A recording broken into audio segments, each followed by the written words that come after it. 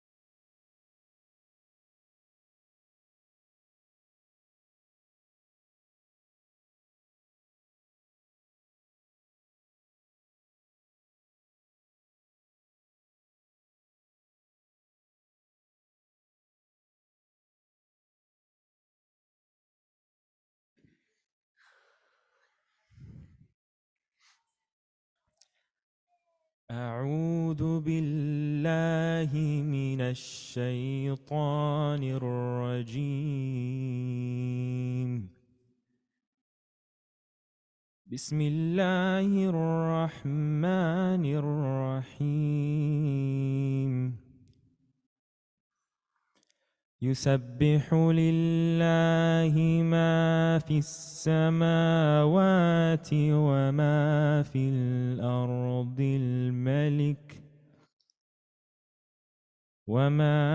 الأرض الملك القدوس العزيز الحكيم.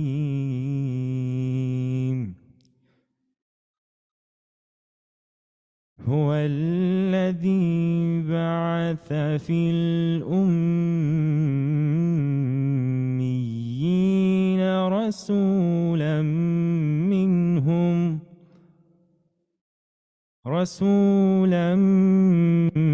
منهم يتلو عليهم آياته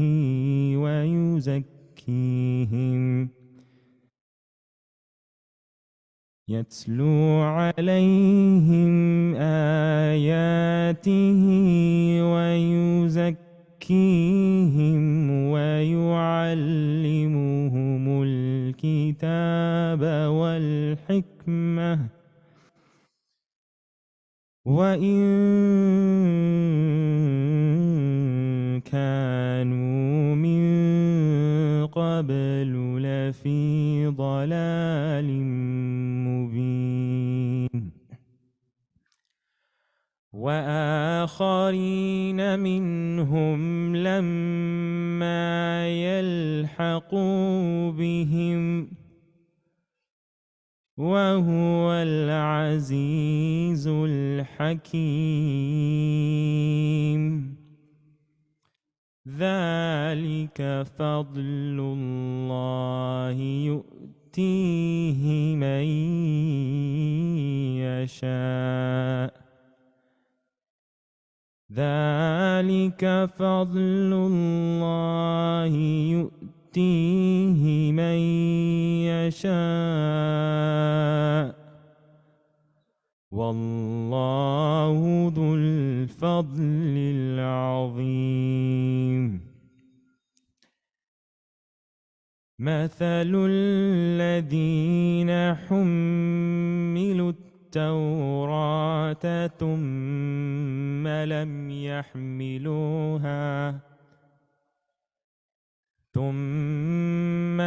يحملوها كمثل الحمار يحمل أسفارا. بئس مثل القوم الذين كذبوا بآيات الله والله لا يهدي القوم الظالمين.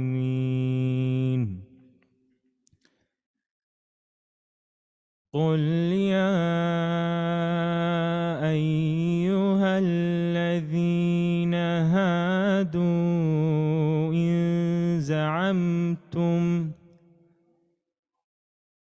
إن زعمتم أنكم أولياء لله من دون الناس فتمنوا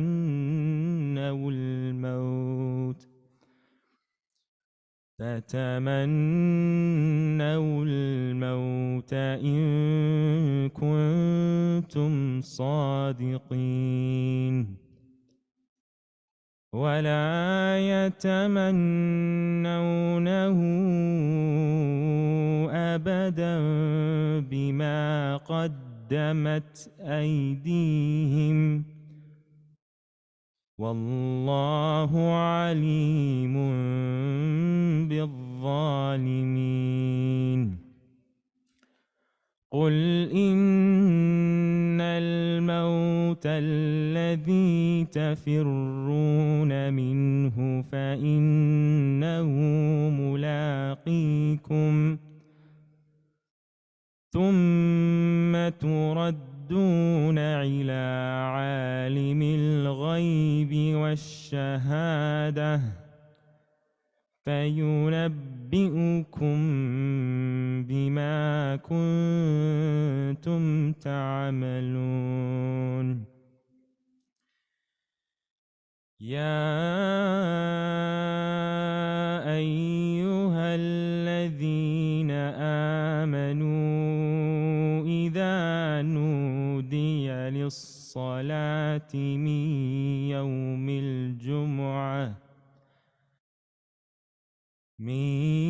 يوم الجمعة فاسعوا إلى ذكر الله وذروا البيع ذلكم خير لكم إن كنتم تعلمون. فإذا قضيت الصلاة فانتشروا في الأرض وابتغوا من فضل الله واذكروا الله كثيرا لعلكم تفلحون.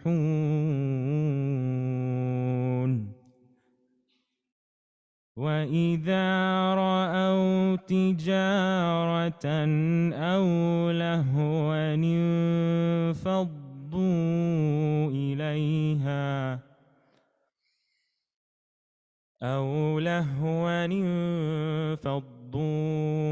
إليها وتركوك قائما.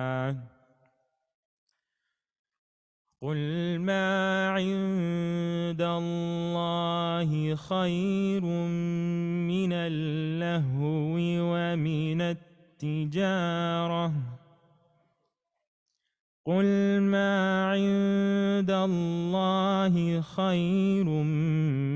اللهو ومن التجارة والله خير الرازقين.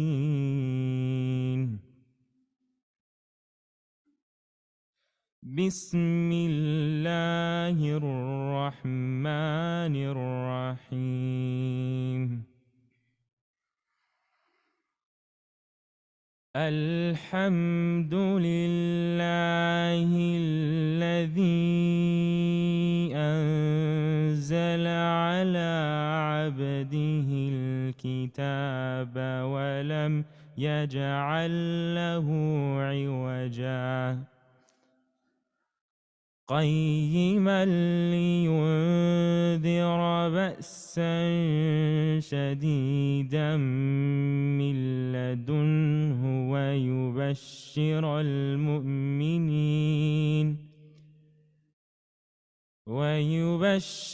المؤمنين الذين يعملون الصالحات أن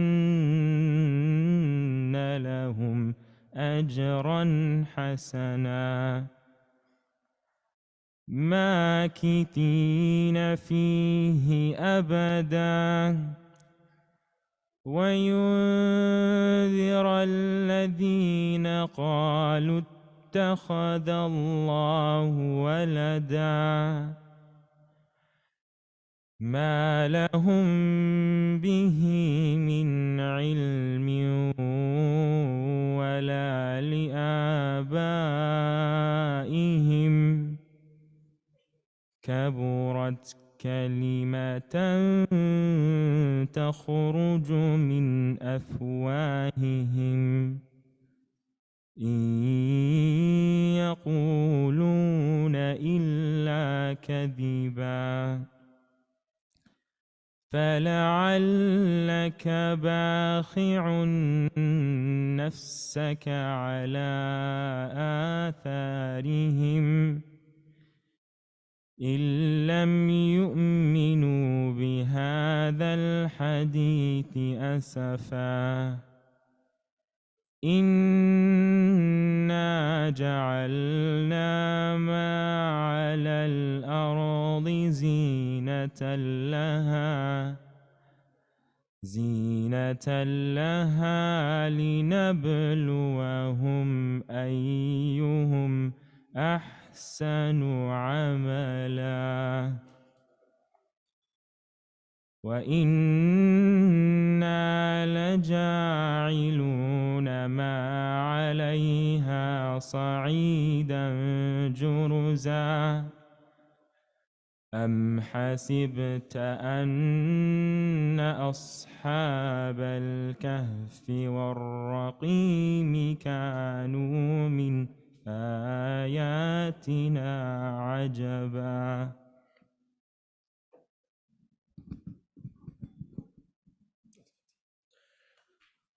السلام عليكم ورحمة الله وبركاته.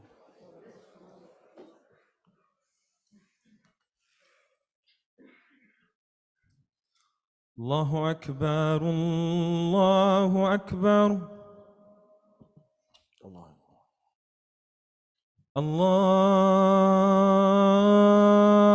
الله أكبر الله أكبر أشهد أن لا إله إلا الله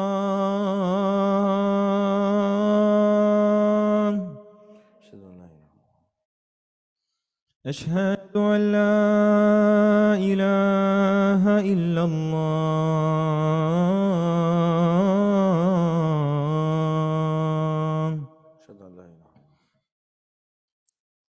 أشهد أن محمدا رسول الله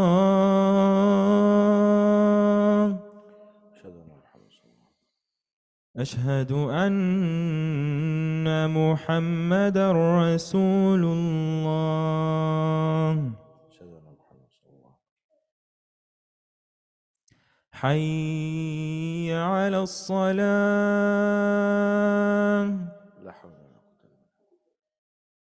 حي على الصلاة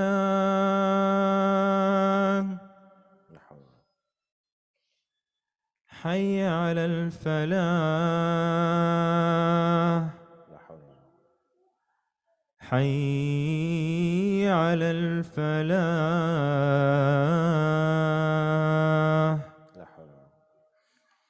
الله أكبر الله أكبر لا إله إلا الله.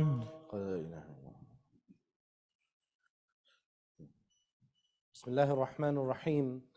إن الحمد لله نحمده ونستعينه ونستغفره ونؤمن به ونتوكل عليه ونعوذ بالله من شرور أنفسنا ومن سيئات أعمالنا من يهده الله فلا مضل له ومن يضله فلا هادي له ونشهد أن لا إله إلا الله وحده لا شريك له ونشهد أن محمدا عبده ورسوله من يطع الله ورسوله فقد رشد ومن يعصيهما فإنه لا يضر إلا نفسه ولا يضر الله شيئا. قال الله تعالى: أعوذ بالله من الشيطان الرجيم. بسم الله الرحمن الرحيم. يا أيها الذين آمنوا اتقوا الله وقولوا قولا سديدا يصلح لكم أعمالكم ويغفر لكم ذنوبكم ومن يطع الله ورسوله فقد فاز فوزا عظيما. أما بعد. My dear brothers and sisters, today is, for many of our students, the very last Friday, the last Jummah that they're going to pray at ICCP this year before returning back to school. And so I want to speak to them first and foremost about how seemingly insignificant choices, decisions that we take, how they culminate in our ultimate fate. The Greek philosopher Heraclitus, he made a famous statement. He said, a man's character, of course, by extension, a woman's character, is his fate. Now, by this statement, he meant that the choices that we make and the character that we embody are determinant of the trajectory that our life takes. So our personalities and our actions are going to shape the outcomes that we ultimately experience within our lives. Now, as Muslims, we do not accept that completely. Why not? Ultimately, it is Allah subhanahu wa ta'ala that determines whether the cause has the desired effect. Because we take the means, al-akhdhu bil asbab, and Allah is musabbibul asbab. He is the one that causes the causes to determine that outcome. As Ibn Ata'illah rahimahullah said in his hikam, al-ghafilu idha asbaha yanzuru madha yaf'al.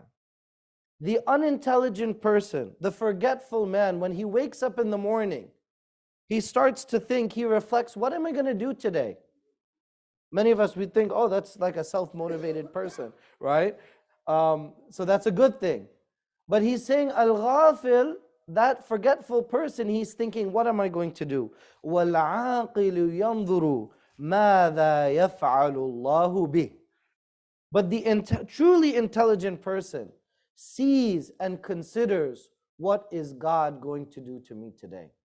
What is going to happen through me, by me? So these are not experiences in which a person is helpless. That person can take actions that will determine the outcome, but is through the prism of the divine decree of Allah subhanahu wa ta'ala. So the idea of Heraclitus is sound, right? Even though it's not exactly precise, it's sound. That our duty is to take the means, to choose our company. As students, our environment, the environment that you choose to put yourself into, the character traits that you choose to embody, these are the choices that make the greatest difference. I want to highlight one choice above all of the others, and that is the importance of good suhbah. Dear brothers and sisters, I see there's a lot of space. I hope you don't mind. If everybody can kind of take a few motions to the left of the masjid, close all of that extra space. We don't want to squish anyone, but so we can make additional space, inshallah. Jazakumullah khairan. Suhbah, companionship, it is at the heart of spiritual development. And you think, no, my spiritual development is about me, myself, and I. I need khalwa, I need to retreat from people in order to have spirituality.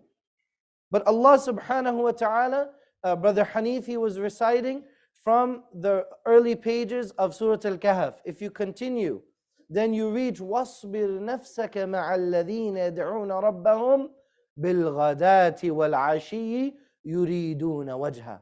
Allah subhanahu wa ta'ala tells us that we have to sit with those people. We have to be with the ones that truly love Allah subhanahu wa ta'ala. We have to spend time in majalis al-dhikr, in gatherings of dhikr and remembrance, like the one that we offer every Wednesday.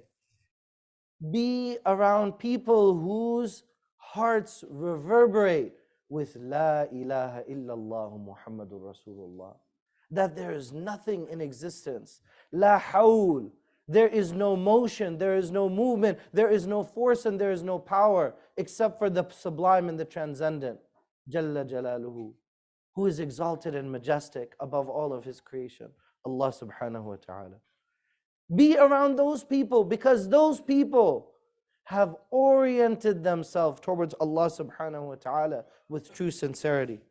Now Allah subhanahu wa ta'ala in the same surah, He mentions Ashab al-Kahf.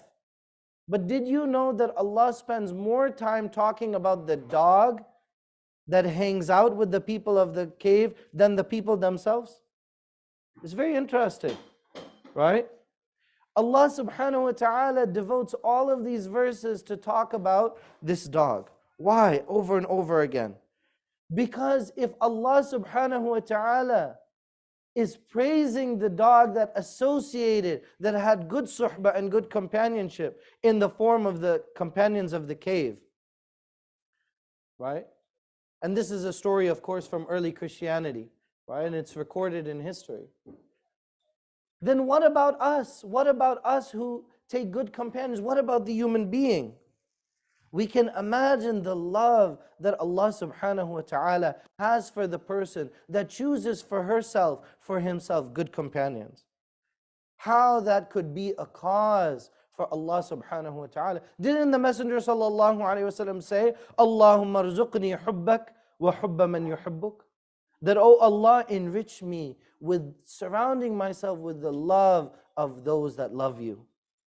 So having the love of Allah subhanahu wa ta'ala is beneficial and important, but it lasts when you surround yourself with an environment of people that are like-minded and like-hearted. I don't know if that's a word, we'll make it up. People that have similar hearts, that have qalbin salim, that have pure hearts. A good friend is the person that is going to call you out. A good friend is not the one that's going to rubber stamp your decisions and always take your side. As you've heard me say before, the very famous pre-Islamic saying that kadhab mudar is ahabbu ilayna min kadhab rabi'a ahabbu ilayna min sadiq mudar. So they used to say that the person who's a liar, a criminal from our tribe, is more beloved and more special to us than the most honest person from the other tribe. Because that was their asabiyah, right? They said, oh, it's my side, it's my team. And some of us, we approach friendship like that. We want to surround ourselves with people who just compliment us and raise us up and build us up because of the ego. That's what the ego wants. And so as soon as someone doesn't take our side or criticize and says, well, maybe you were a little bit rude, then we become reactive, we become defensive. Oh, you agree with them? You're either with us or against us, right? Sayyidina Umar radiallahu anh, he said that whoever shows you your fault, that person is your friend. The person who reveals your fault, that is your friend. Those that pay lip service to you, who just want to say what you want to hear, do you know what Umar said about them? He said, they are your executioners. Because they will ultimately cause you to become stagnant, to have a fixed mindset. And as soon as you have a fixed mindset, then you don't improve. And those people, they hold you locked in time. You start coming to the masjid, you start reading Quran, you start having awrad, recitation, and adhkar that you say, you start having a spiritual practice, you're in a gathering, you say, oh, I need to go to pray for Maghrib. They say, oh, you think you're better than us? You've heard that, right? Oh, you think you're special? Oh, you're just trying to show that you're pious. And then we start to doubt ourselves, like, am I showing off? Because people, they plant that seed. Because they're insecure about themselves, so they start to project it on you. So then we have to understand that sometimes those people can be holding us back. So what we need is a tug, a word of encouragement, a reminder of what we already know to be true. Al-Imam Abu al-Hasan al-Ash'ari, he said that whoever directs you to the dunya, to the worldly life, has cheated you. Whoever directs you to your deeds, who says, oh, you need to do it through a'mal, that person is going to exhaust you. You're just going to be trying to do good deeds, you're never going to end. You're going to be exhausted. But the one that directs you towards Allah subhanahu wa ta'ala, that person has counseled you. Because a true friend doesn't see your current reality, right? Remember when the Prophet said, you guys know the story of Suraqa. I've told it, Tariq has told it, in which he's thrown off of his horse, right? And he was about to assassinate the Prophet sallallahu alaihi wasallam. Most of us, if we saw Suraqa, we would see a criminal, we would see an assassin, we would see somebody who's a killer. The Messenger sallallahu alaihi wasallam saw through all of that. He said that when he placed his hand on my chest, all of the hatred in my heart, Islam and the Prophet ﷺ was the most hated person in the world to me. But as no sooner had he lifted his hand off my chest, that he was the most beloved person in the universe to me. He saw his potential and he told him what was going to happen in the future. Do we surround ourselves with people who say you can do that? Who see the potential that lies dormant within you? A true friend is going to bring out the best qualities in you, who believes in you, reminds you to listen to your inner voice. Now many of the people, the elders, they know that, they understand that. They aren't able to articulate when they tell you, oh, that person is a bad influence. You're like, no, we have such a great time. It's all about hanging out. You know, we chill and we have fun. But then as you start thinking about the future, and you guys are in the phase, those that are in middle school, in high school, in college, you're at the phase in which you're starting to make decisions, not only about what you're going to do. I'm not asking that question about what are you going to major in, are you going to go to college, which college are you going to go to, what do you want to be when you grow up. I'm not asking about any of that. I'm asking one and only one question, that what kind of person do you want to be? And if no one in your life is asking you that question, you're around the wrong people. And parents, if you are not asking your kids that question, you're doing it wrong. You are doing it wrong. Because people change careers. People change jobs. But the values that you inculcate, that lasts with the person.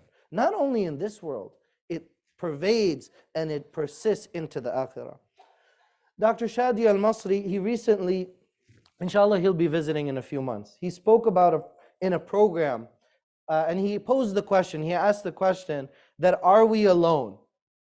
This is one of the fascinating questions we get sometimes, that are there aliens out there? Are there extraterrestrial beings?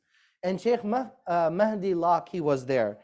And he jumped in and he said, not only are there extraterrestrial beings, everybody was surprised. They're like, well, did we not get this memo? Like, are you talking to aliens? What's going on? He's like, yes, there's definitely aliens and I can prove it.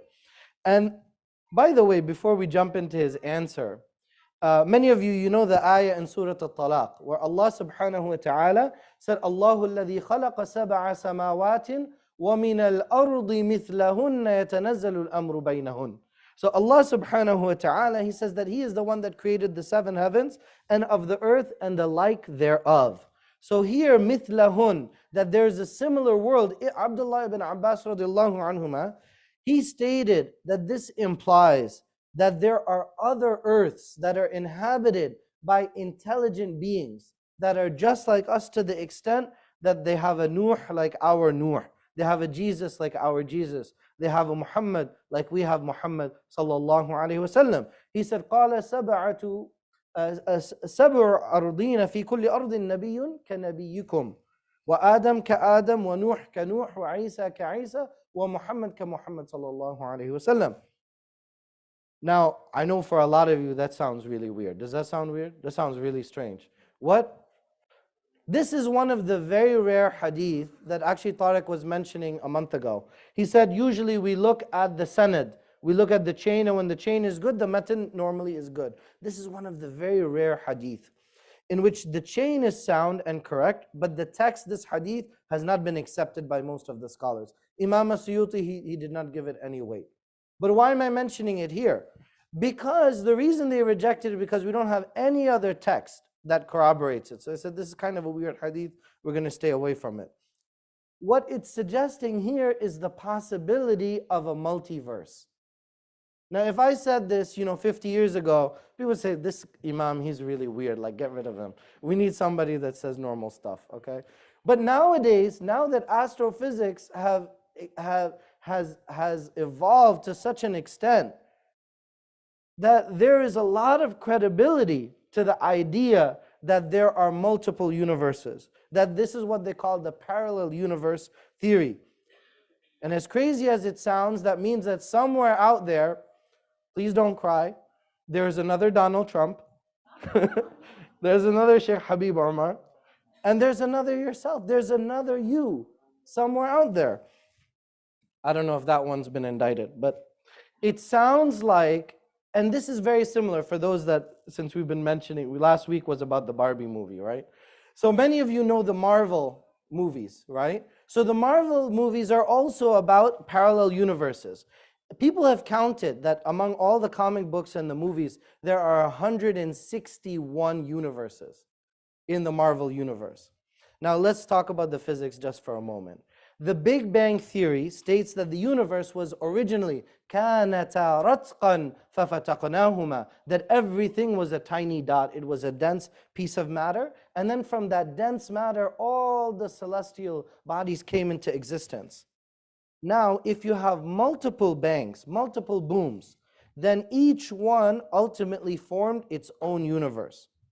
Now Allah subhanahu wa ta'ala said in the Quran, وَالسَّمَاءَ بَنَيْنَاهَا بِأَيْدٍ وَإِنَّا لَمُوسِعُونَ. Allah said that we have constructed the heaven with bi'aydin, with great force, with might, and verily, right? So think of the Big Bang and all the energy that's required in order for the وَإِنَّا لَمُوسِعُونَ, and we are continuing to expand it.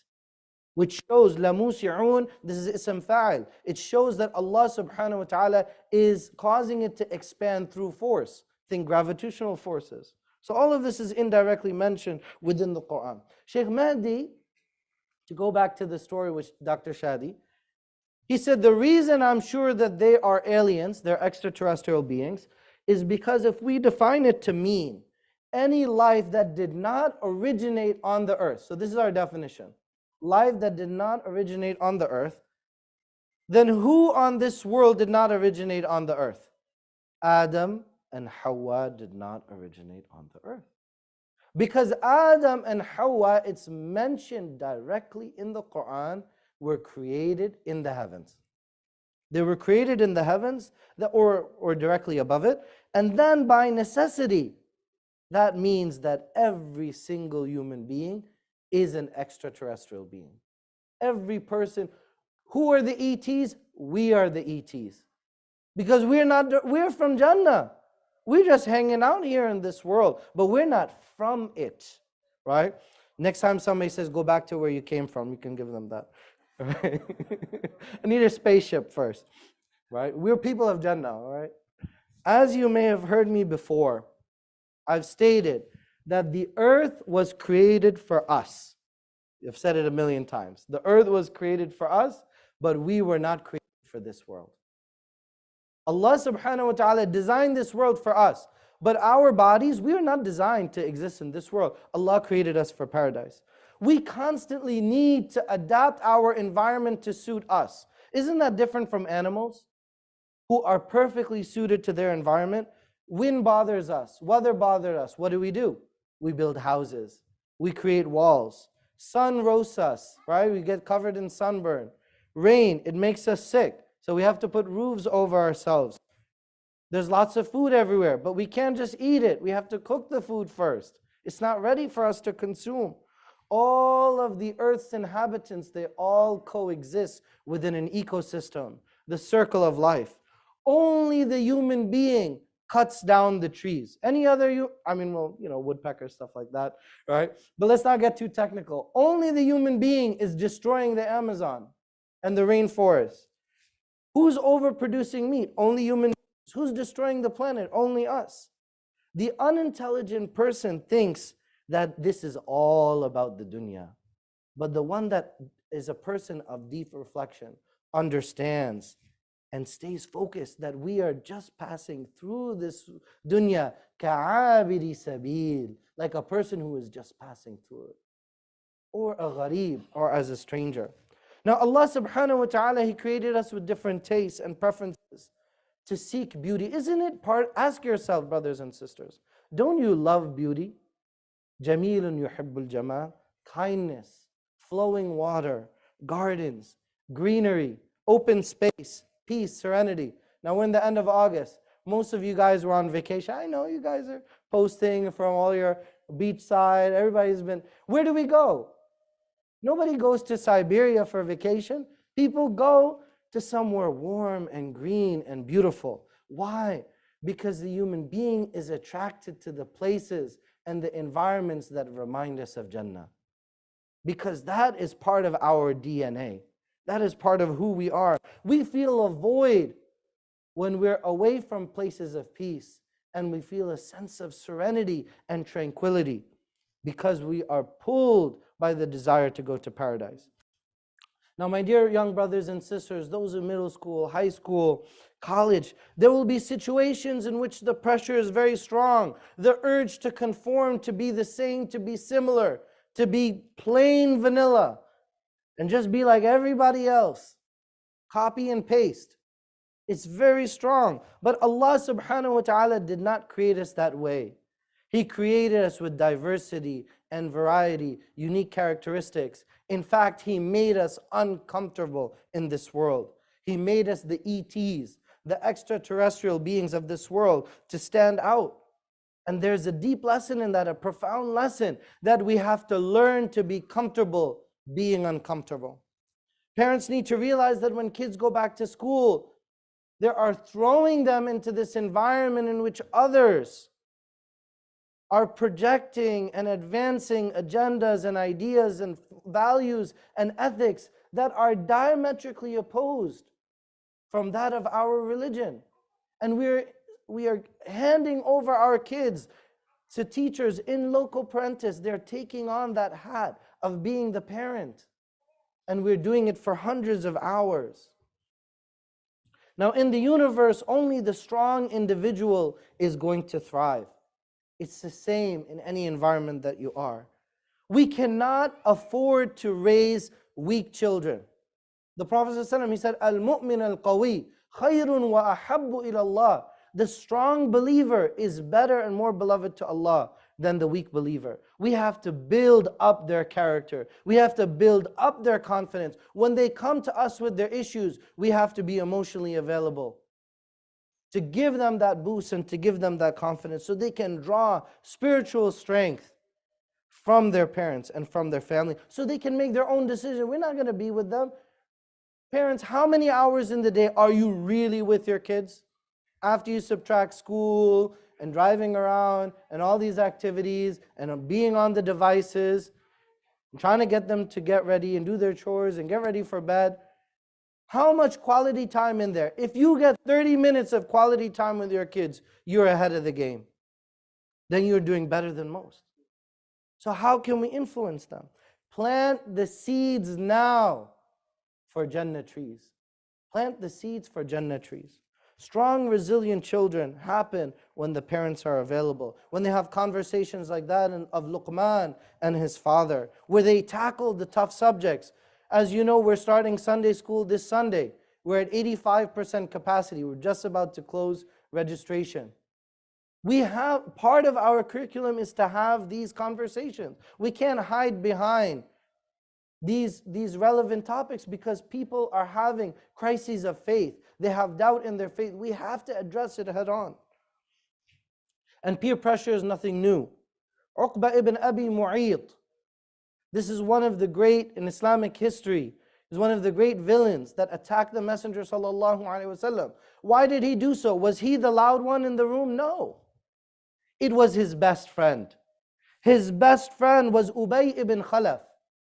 And Ubay ibn Khalaf, when he heard that Uqba had invited the Prophet ﷺ for dinner, and that he had listened to him, he was furious. He ridiculed him. He made fun of their best friends. He made fun of him. And he said, I'm never going to talk to you unless if you spit in the face of the Messenger ﷺ.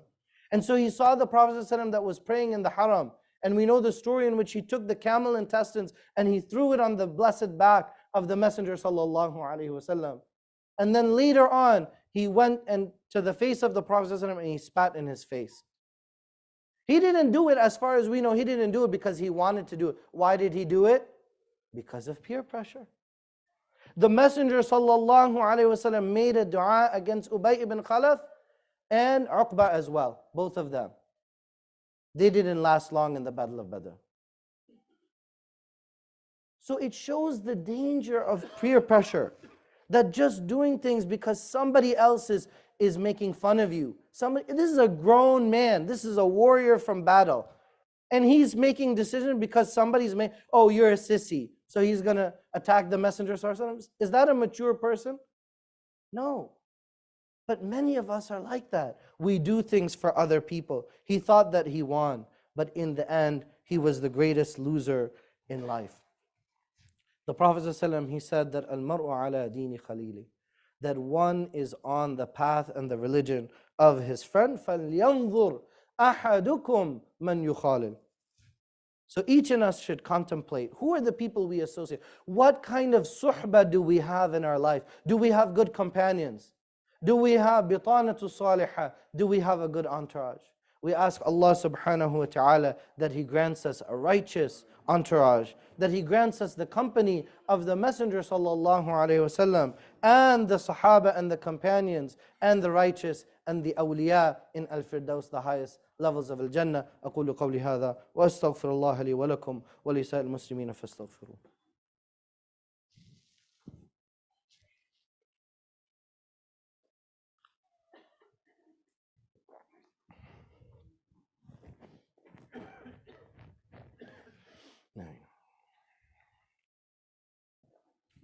بسم الله الرحمن الرحيم الحمد لله رب العالمين وأفضل الصلاة وأتم التسليم على سيدنا محمد وعلى آله وصحبه أجمعين. قال الله تعالى: أعوذ بالله من الشيطان الرجيم. بسم الله الرحمن الرحيم.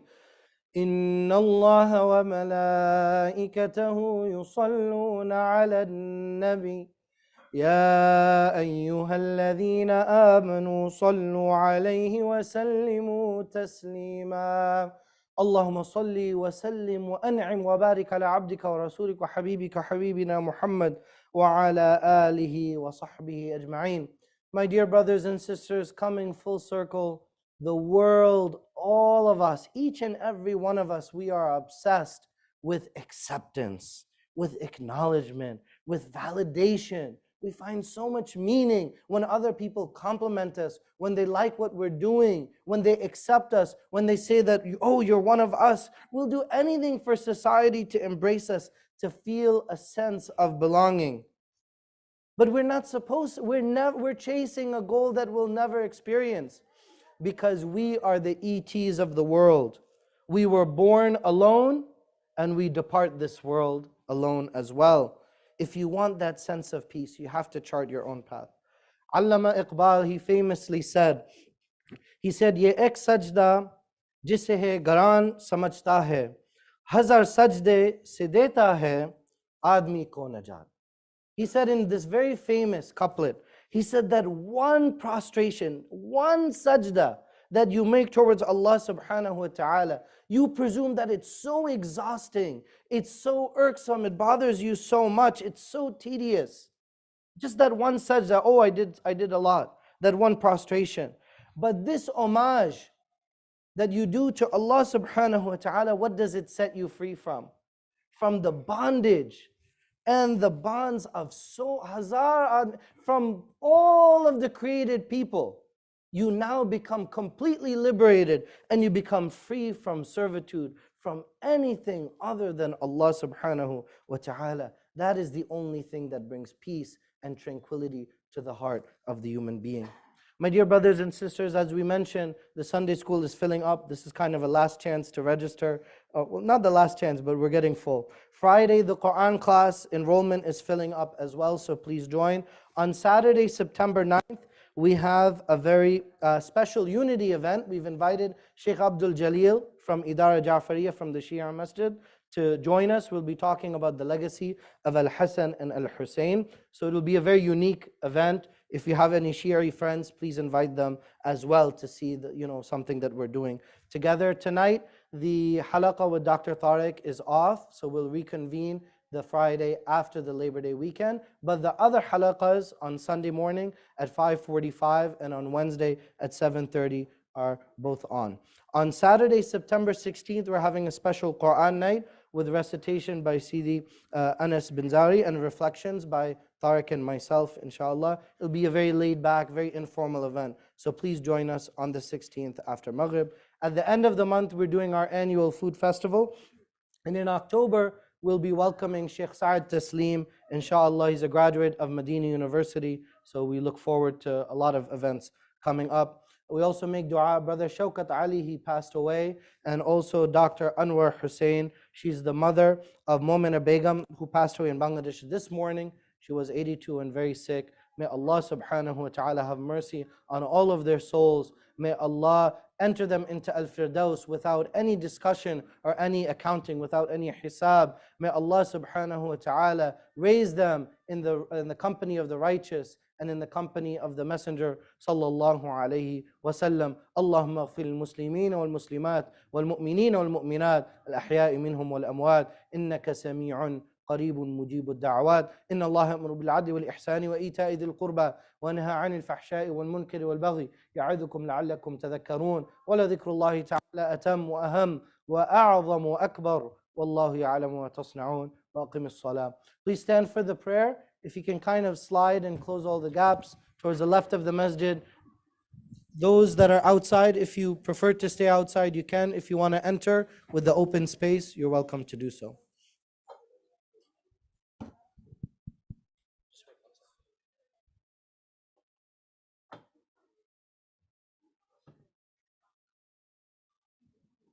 So please keep moving if there's any space, especially the sisters. I think the brothers did it already.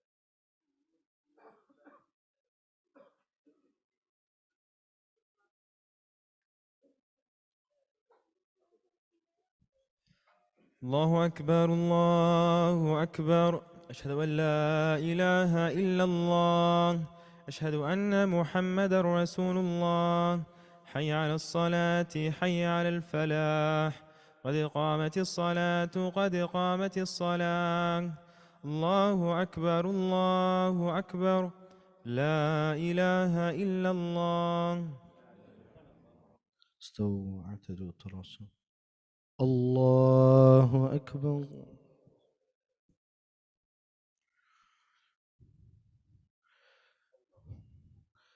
الحمد لله رب العالمين الرحمن الرحيم مالك يوم الدين إياك نعبد وإياك نستعين اهدنا الصراط المستقيم صراط الذين أنعمت عليهم غير المغضوب عليهم ولا الضالين.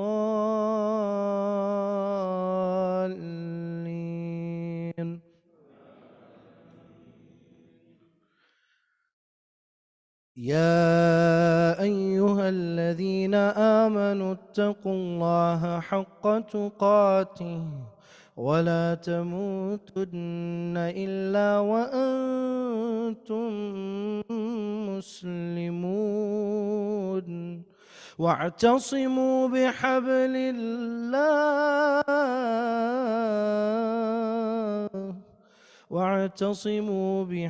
الله جميعا ولا تفرقوا واذكروا نعمة الله عليكم إذ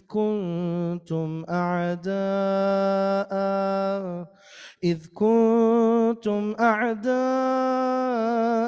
فألف بين قلوبكم فأصبحتم بنعمته إخوانا وكنتم على شفا حفرة من النار فأنقذكم منها كذلك يبين الله لكم آياته لعلكم تهتدون ولتكن منكم أمة يدعون إلى الخير ويأمرون بالمعروف وينهون عن المنكر وأولئك هم المفلحون. الله أكبر.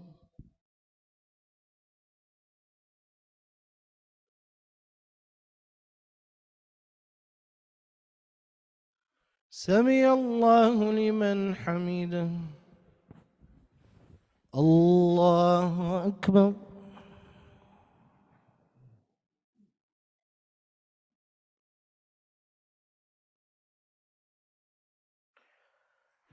الله أكبر. الله أكبر.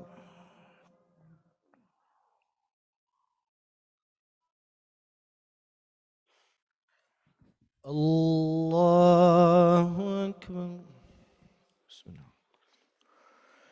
الحمد لله رب العالمين الرحمن الرحيم مالك يوم الدين إياك نعبد وإياك نستعين اهدنا الصراط المستقيم صراط الذين أنعمت عليهم غير المغضوب عليهم ولا الضالين.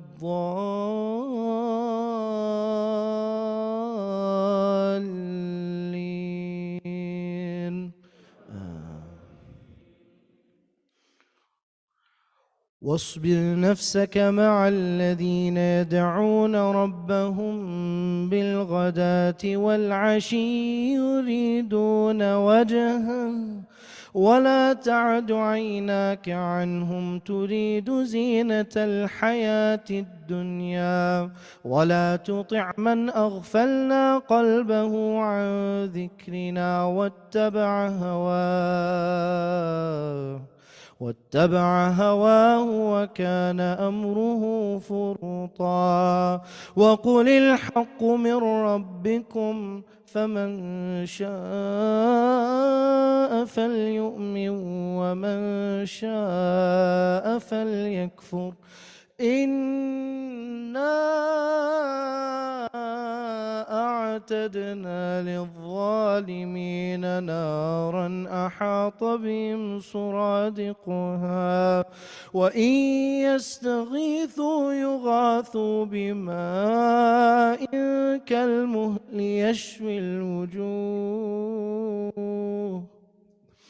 بئس الشراب وساءت مرتفقا. إن الذين آمنوا وعملوا الصالحات إنا لا نضيع أجر من أحسن عملا. الله أكبر.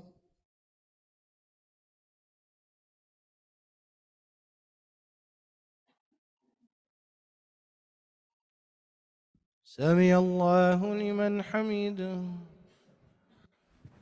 الله أكبر.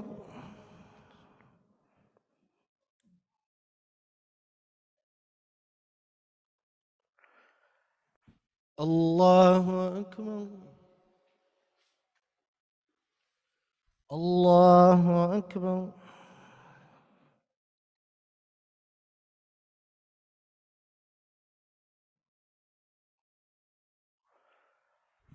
الله أكبر.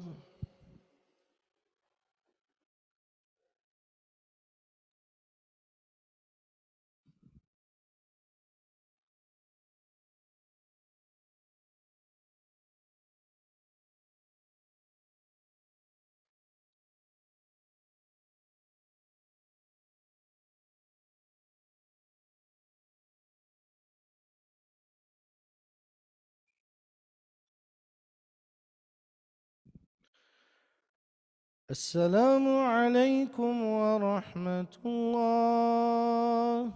السلام عليكم ورحمة الله.